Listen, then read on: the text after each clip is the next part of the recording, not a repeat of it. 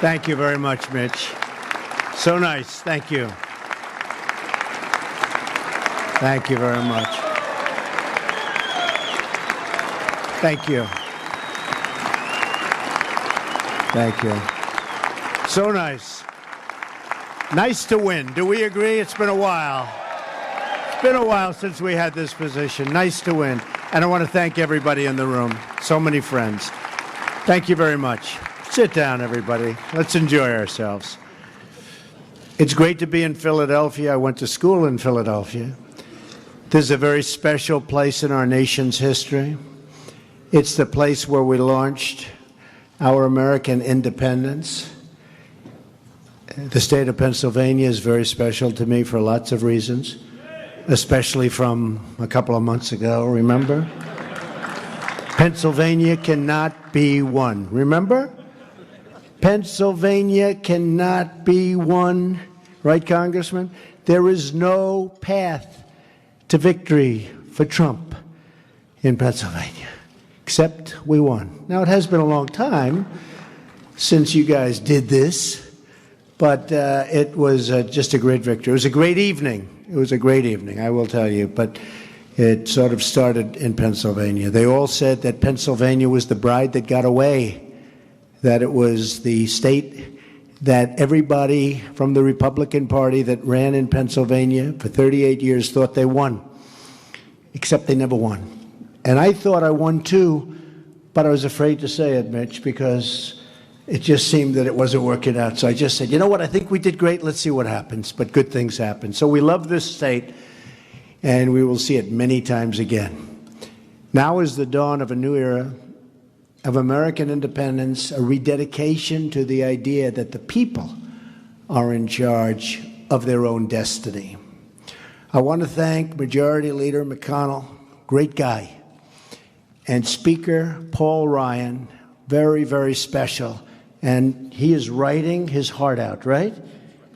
And we're actually going to sign the stuff that you're writing. You're not wasting your time. He would write and he'd send it up and nothing would happen. But now it's going to happen.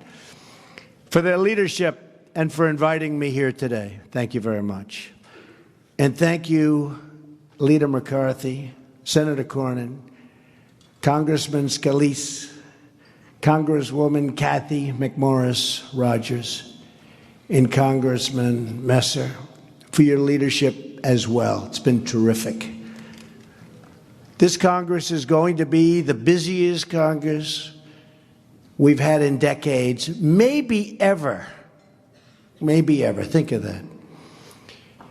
And think of everything we can achieve. And remember who we must achieve it for. We're here now because tens of millions of Americans have placed their hopes in us to transfer power from Washington, D.C. and give it back to the people. So important. Now we have to deliver. Enough all talk, no action. We have to deliver. This is our chance to achieve great and lasting change for our beloved nation. Since taking office, I have taken major contractual steps to restore the rule of law and to return power to everyday Americans.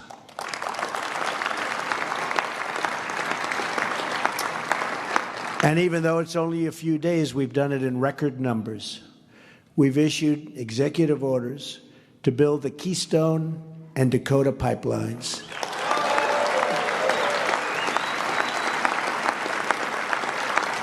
And issued a new requirement for American pipelines to be made with American steel and fabricated in the United States. And I was sitting at my desk, and I'm getting ready to sign Keystone and Dakota. I say, where's the pipe coming from? And I won't tell you where, but you wouldn't be happy. I say, why is it we build pipelines and we're not using pipe that's made in our country? I say, let's put that little clause in, like it's a one-sentence clause, but that clause is going to attract a lot of people, and we're going to make that pipe right here in America, okay? If people want to build pipelines on our land, we want the pipe to be manufactured. And not only that, manufactured here, but you will see a level of quality that you're not going to see when they bring pipe from far distances, have to bring it in small chunks and then fabricate it on the land. Give me a break. We can do much better than that, and we're going to do it much better, and it's going to end up costing less money, believe me. We've reinstated the Mexico City policy, a long-standing policy.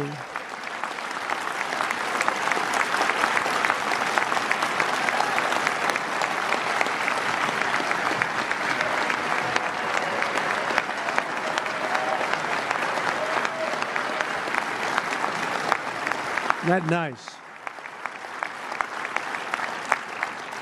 And by the way, on Friday, a lot of people are going to be showing up to Washington, right, Mike? A lot of people. You know, the press never gives them the credit that they deserve. They'll have 300, 400, 500, 600,000 people. You won't even read about it. When other people show up, you read big time about it, right? So it's not fair, but nothing fair about the media. Nothing. A long-standing policy to ensure taxpayer dollars do not fund abortion services overseas. We've issued executive orders to remove wasteful regulations that slow down commerce and delay infrastructure, which we desperately need. The very beginning of a massive effort to reduce the crushing regulations on our economy, and we are going to reduce regulations big time. We've also withdrawn from the Trans-Pacific Partnership, paving the way for new one-on-one trade deals that protect and defend the American worker. And believe me, we're going to have a lot of trade deals. Mitch, don't worry about it. Just give me a little time. But there'll be one-on-one. There won't be a whole big mash pot. There'll be one-on-one deals. And if that particular country doesn't treat us fairly, we send them a 30-day termination, notice of termination. And then they'll come and say, please don't do that, and we'll negotiate a better deal during that 30-day period. The other way, you can't get out of it. It's like quicksand. Plus, we're going to have very, very strong controls over monetary manipulation and devaluation, which they didn't have in TPP. So this is going to be so much better, and we're already on it. I would like to have my Commerce Secretary, Wilbur, approved because I hear he did fantastically well, but they're not quick with the pen on signing these people because we'd like to have him approved as soon as possible. So I know, and Mitch says it will be done, and it will be. They could move faster on the other side, I will say that. Could move faster. I mean, I'm meeting with the Prime Minister tomorrow, as you know, Great Britain. So I'm meeting with her tomorrow. I don't have my Commerce Secretary. They want to talk trade. So I'll have to handle it myself. Which is okay. We've put in place the first steps in our immigration plan, ordering the immediate construction of the border wall, putting an end to catch and release, expediting the removal of criminal this is so important to me. From day one, I've said it, and I mean the immediate removal of criminal aliens. They're going to be gone fast. And finally, at long last, cracking down on sanctuary cities.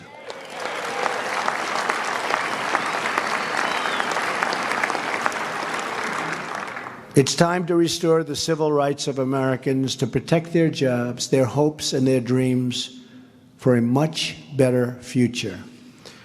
Congress passed these laws to serve our citizens, and it's about time those laws were properly enforced. They're not enforced. The hour of justice for the American worker has arrived. Border security is a serious, serious national issue and problem. A lack of security poses a substantial threat to the sovereignty and safety of the United States of America and its citizens. Most illegal immigration is coming from our southern border. I've said many times that the American people will not pay for the wall. And I've made that clear to the government of Mexico. NAFTA has been a terrible deal, a total disaster for the United States from its inception, costing us as much as $60 billion a year with Mexico alone in trade deficits. You say, who negotiates these deals? Not to mention millions of jobs and thousands of factories and plants closing down all over our country. On top of that are the trillions of dollars the U.S. taxpayers have spent to pay the cost of illegal immigration. Much of it has then been sent back, and much of it goes back to other countries. And oftentimes, because they don't respect us, the other countries will not accept the criminals that we send back to them that are illegally in our country. I promise you they will start accepting them again, quickly. We're not going to have them any longer. I will not allow the taxpayers or the citizens of the United States to pay the cost of this defective transaction, NAFTA, one that should have been renegotiated many years ago, except that the politicians were too preoccupied to do so. Now, these people are not in that category. You understand that. This is a different group. I think. Right? To that end, the President of Mexico and myself have agreed to cancel our planned meeting scheduled for next week. Unless Mexico is going to treat the United States fairly, with respect, such a meeting would be fruitless, and I want to go a different route. We have no choice. Paul Ryan and other leaders in Congress and I and Mike Pence, who, by the way, how good a choice was Vice President Mike Pence. Everybody loves him.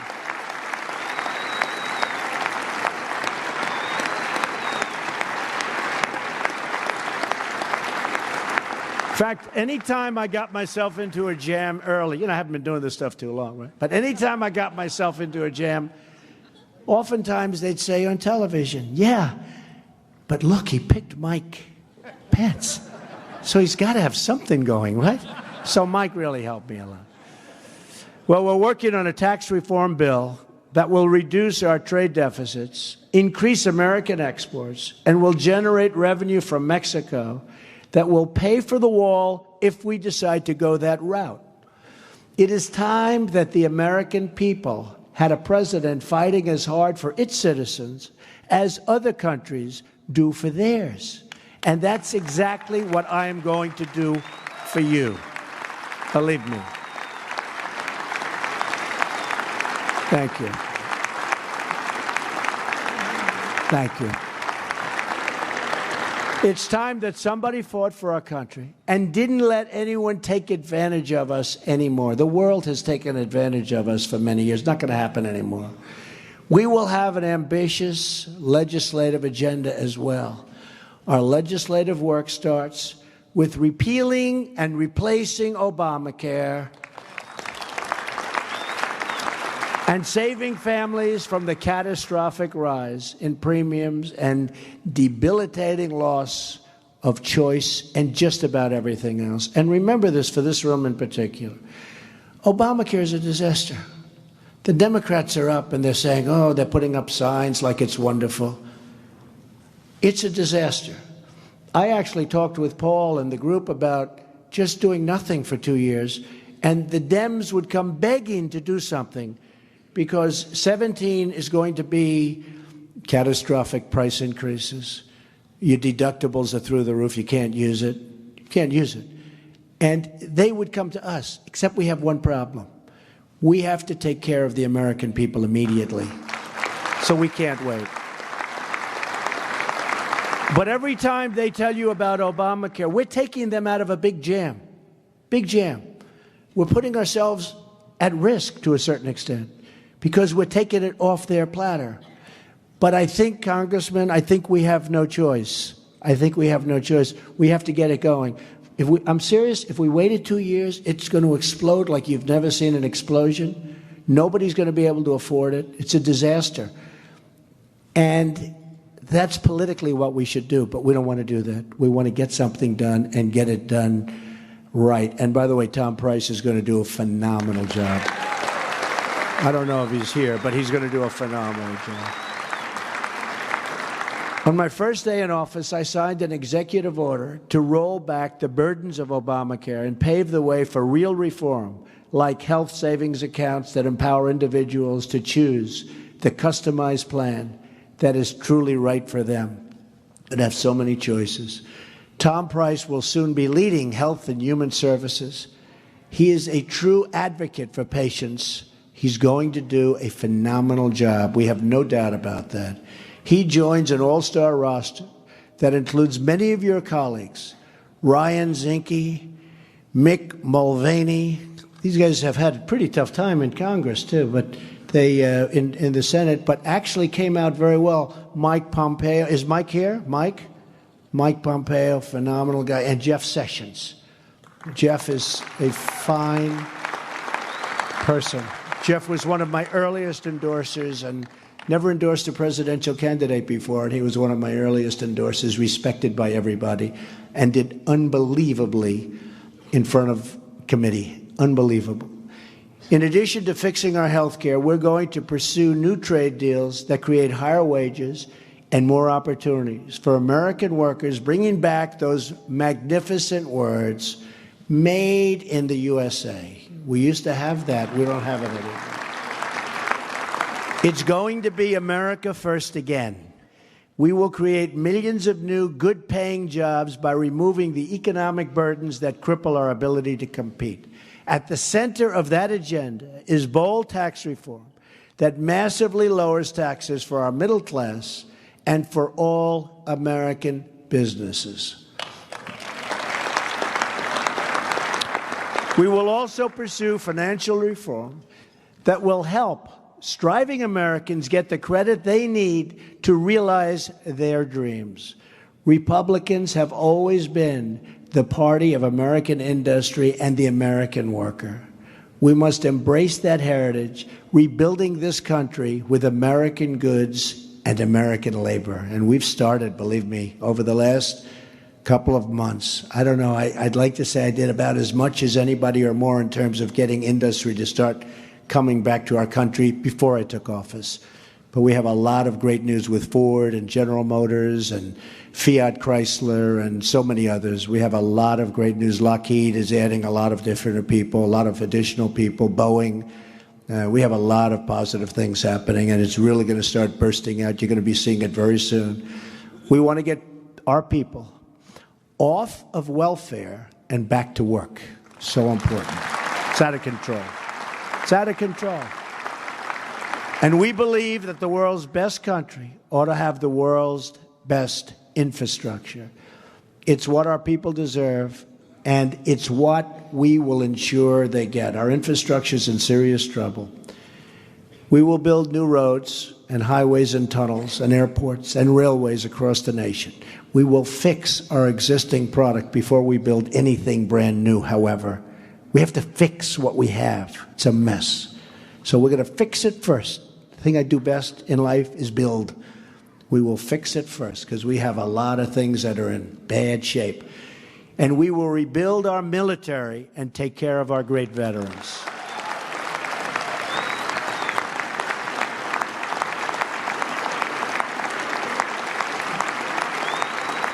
Thank you. And we're working hard with the veterans. We're going to do something very special with the veterans. It's time. At the same time, we will unleash the full power of American energy, ending the job-killing restrictions on shale, oil, natural gas, and clean, beautiful coal. And we're going to put our coal miners back to work.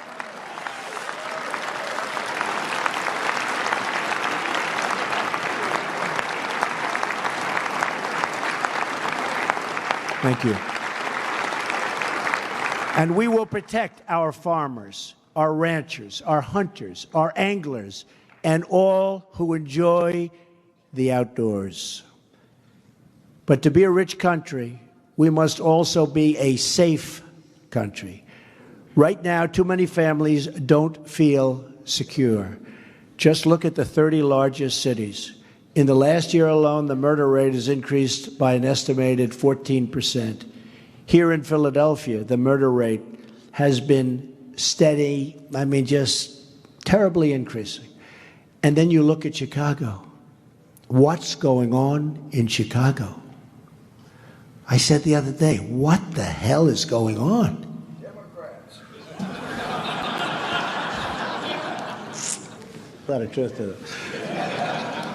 That is why we will continue to stand with the incredible men and women of law enforcement.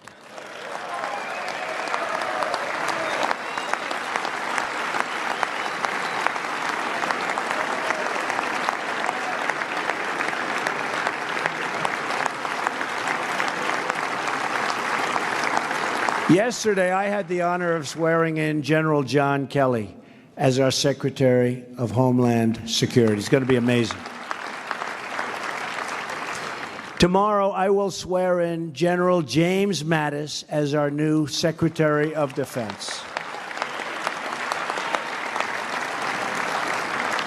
These men have devoted their lives to defending America, and now I look forward to working with them, along with our great new head of the CSA. You know, we have so many different people that we are putting in office. I think it's the group of all-stars like really nobody has seen before, right? Where is Pompeo? Where the hell is he? Did he ever come here? Oh, he's working? He is going to be another one of the big stars. I have to mention him every single time. He's going to be great. One of you. And with you in Congress to keep our country safe from the many threats we face today. That includes protecting Americans from radical Islamic terrorism.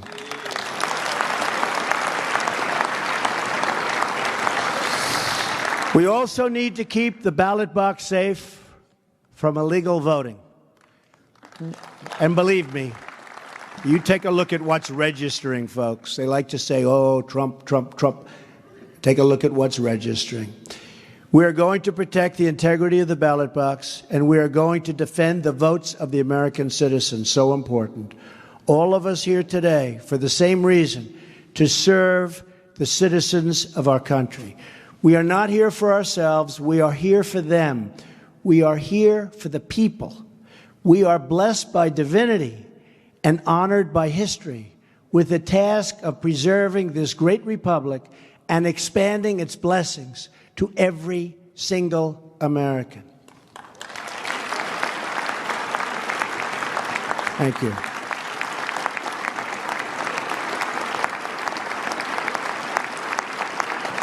Thank you. All of us are joined in this effort.